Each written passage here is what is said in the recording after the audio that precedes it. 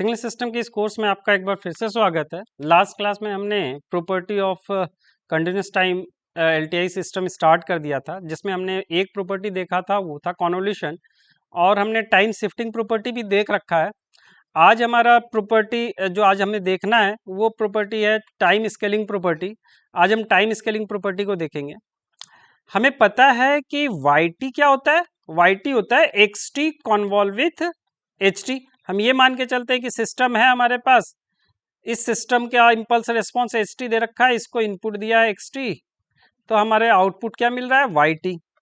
Okay, अब हम यहाँ टाइम स्केल क्या करने वाले हैं, t को स्केल करने वाले हैं at से।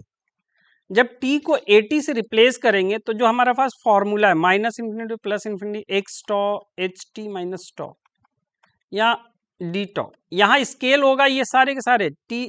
अगर हम लोग xt को रिप्लेस कर रहे हैं x टॉ से, और अगर t को at से रिप्लेस कर रहे हैं तो ये भी a से रिप्लेस होगा।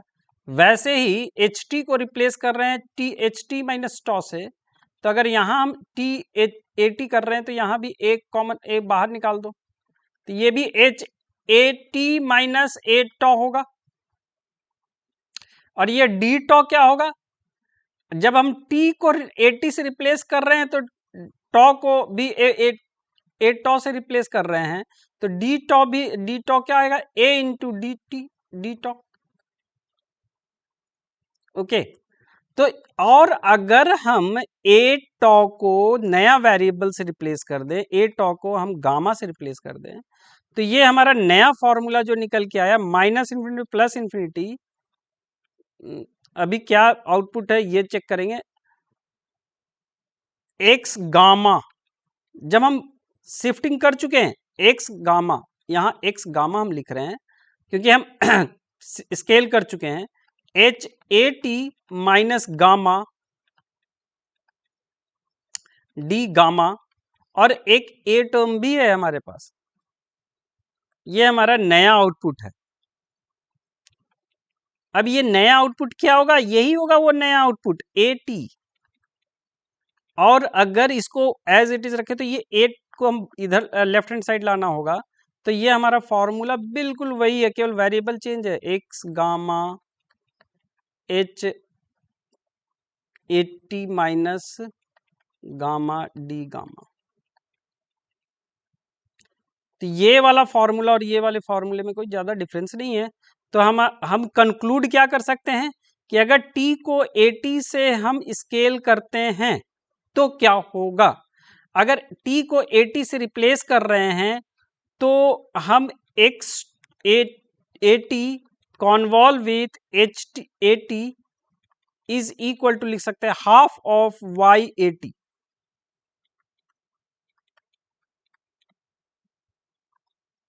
आई होप क्लियर हो गया होगा। फिर भी कोई डाउट हो तो आप प्लीज मुझे चैट बॉक्स में पूछिए कि सर इसमें डाउट है, ये ऐसे होगा या ऐसे नहीं होगा। ठीक है, नेक्स्ट प्रॉपर्टी, इसका एक एग्जांपल भी देख लेंगे, लेकिन पहले हम एक नेक्स्ट प्रॉपर्टी भी देख लेते हैं, time reversal property. Time reversal property के अंदर हमारे पास क्या है कि हमें पता है कि x T convolve with H T क्या है, वाई टी। और यहां अगर a से मल्टीप्लाई करेंगे तो यहां भी a से मल्टीप्लाई होता है और डिवाइड बाई a आएगा। ओके, एक बात ये है, यहां हम एक क्लियर और करना चाह रहे हैं कि यहाँ a जो आएगा वो मॉड ऑफ a आएगा।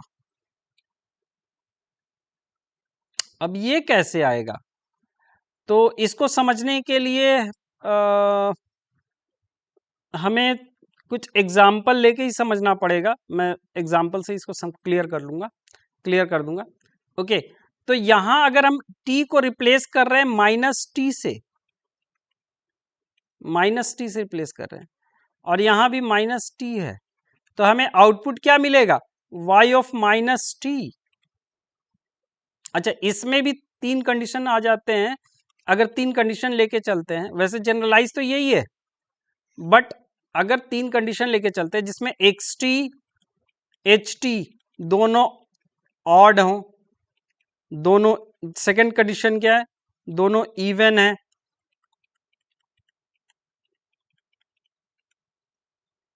और थर्ड कंडीशन क्या है कि दोनों में से कोई एक ऑड और कोई एक इवन है, कोई एक ऑड है और एक इवन है, चाहे या तो ये इवन है ये ऑड है, चाहे ये ऑड है ये इवन है, कोई एक कंडीशन।